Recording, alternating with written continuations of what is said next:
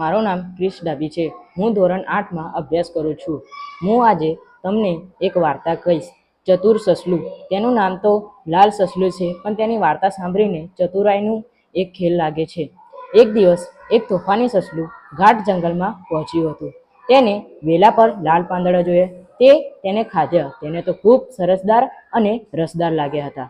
તેને ધરાઈને ખાધા. પછી તે ઘરે પાછો જવા લાગ્યો અને ઘરે જતા જતા પાછળથી એક શિયાળે આવીને તેના પાછળથી એક પોટલું નાખ્યું અને એને ભરી લીધું. તે તેને ઘરે લઈ જવા લાગ્યો. સસલું તો જોઈને તે ડરી ગયું હતું અને ખૂબ જ દુઃખી હતું. શિયાળે ઘરે જઈને તેને પોટલામાંથી બહાર કાઢ્યું. શિયાળ તો ચકિત રહી ગયો, કેમ કે અંદર સફેદના જગાએ લાલ સસલું હતું.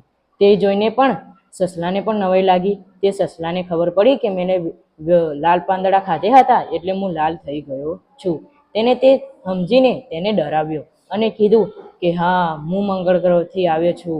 હું અહીંયા બધા પ્રાણીઓનો સ્વાદ લેવા આવ્યો છું. સારું થયું કે તું મારા પાસે આવી ગયો.